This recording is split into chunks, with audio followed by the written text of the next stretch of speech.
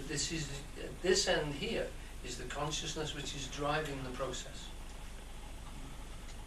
Have we any questions about that? Is that the observer, not the observer? Yes. The observer and the observed are two polarities, and both hold each other in being. One is invaluable without the other.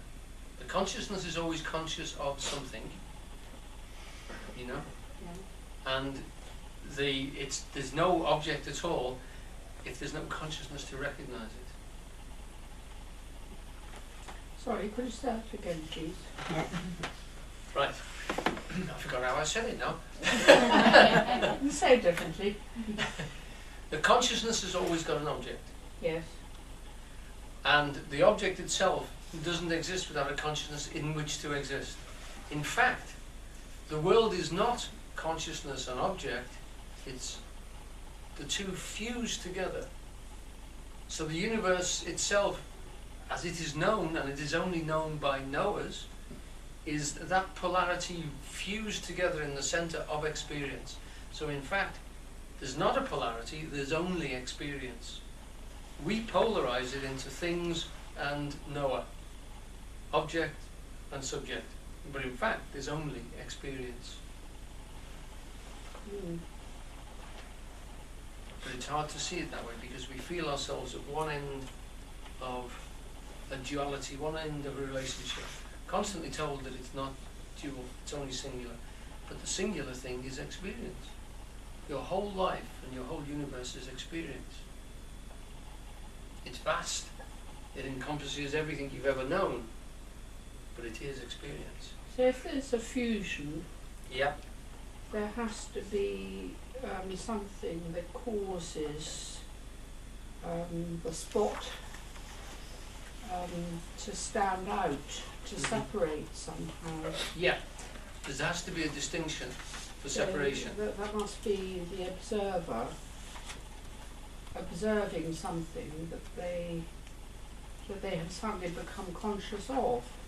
Yeah. Now the funny thing is, Sue, if you actually go into yourself and watch it happen, it happens of itself. We have been educated, or we assume that it's us which is directing most of the thinking process. But it's a sense of opening yourself and allowing it to flow, really. All experience happens that way if you don't write this center upon it. So you can let it flow in that way. We were talking about will the other day with a couple of chaps, and the fascinating thing to me is, for instance, as I'm talking to you now, before I say the thing I'm going to say, I get an intention, a meaning, which comes to me as a feeling. Mm. So when I say it to you, I'm also listening, and it's the first time I've heard it. Mm. So I don't have the sentence running in my head, and then I say it to you, as an actor would who's learnt a part. I get a feeling that expresses itself as you hear it at the same time. So I'm listening at the same time. Now, that intention that comes into me to say something, I'm not aware of making that. Like a blacksmith makes a piece of iron, or a writer writes a story. I'm not aware of producing that. Neither are you when you speak. I'm not saying, this is special. It's not. Whenever we speak, when we're actually forging the stuff, it comes to us as a willful act. Now, some people will claim that as a creative act, but to me, and it is true, I should think of the Buddhist attitude, is that just comes. And its coming is only slightly directed by us, channeled one way or another, and judged by us perhaps just before it comes. But it's like a given. Mm. It comes out of the no place. And it's wonderful. But you can't make it happen. The writer who sits in front of his typewriter waiting, and nothing comes. someone I think said, I know what I think when I hear what I say. Yes. Yeah. I don't know who said that. Yeah. I was just thinking the exact same. A number of times I've said things and thought, oh, I didn't know I know that. I knew that. You know, oh, that's interesting. Absolutely, you're listening to. Wittgenstein said most people don't realise they're unhappy until they see they're crying. Until they see. They're crying. They see the tears. Right. Yeah. And it's quite a shock. And in fact, I mean, it is that wonderful exercise that if you try and wait for the next thought to come, it goes quiet for a while until you say, I wonder why it's gone quiet, then you're off again.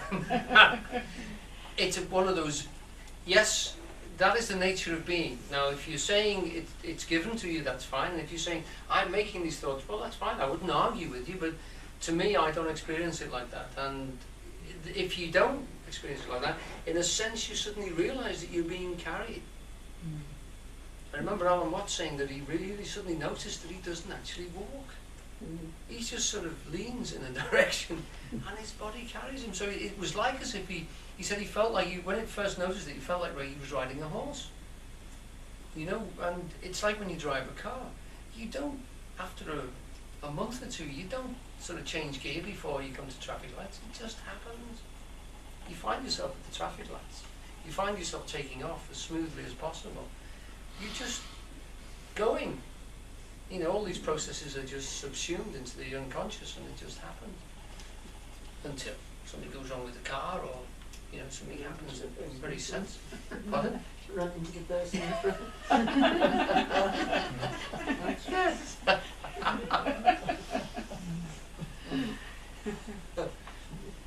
It is surprising though, if you write stuff down, it doesn't just clarify it, it's sort of catching the stuff that's passing through you anyway, Yes. and then you somehow know more about it. Yeah. I do anyway. And it's fascinating.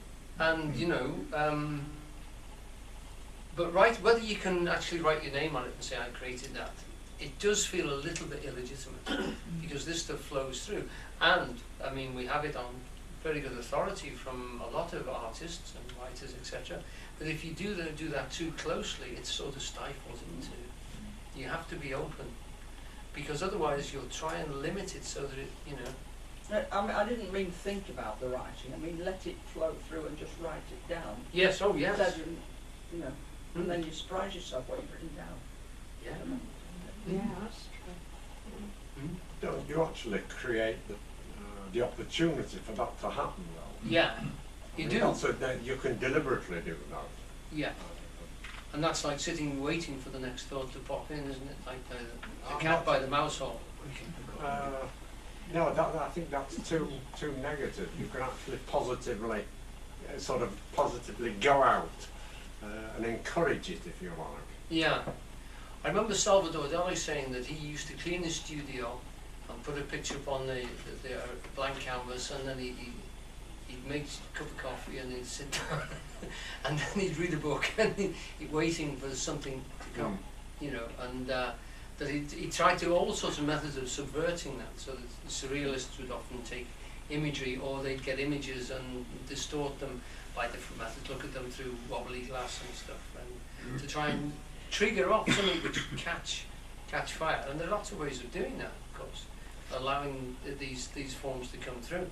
But just noticing it is sufficient. You know, it comes in from the no place, that the creativity is actually forged out there. But surely some of these things, like driving a car, if you haven't been taught how to do it, you can't then just let go of the knowledge. I mean, what you're talking about, somebody who's learned how to drive a car, and then they do it automatically. But if you haven't put the information in, Yeah, you can't drive a car. yeah, that's true. And the same with an awful lot of things that we find ourselves talking about. If we haven't actually gathered information in some form or other, the way we can allow ourselves to express these things is limited by our lack of words or concepts or images. Mm-hmm. So it doesn't just come from the no place. I mean, we have to actually gather information as well, don't we? Yeah, and that will condition how it comes through Yeah. us. Yeah. But the thing that's coming through, if you like, that willful point. So if we take it, Christ's statement that the Spirit bloweth where it listeth,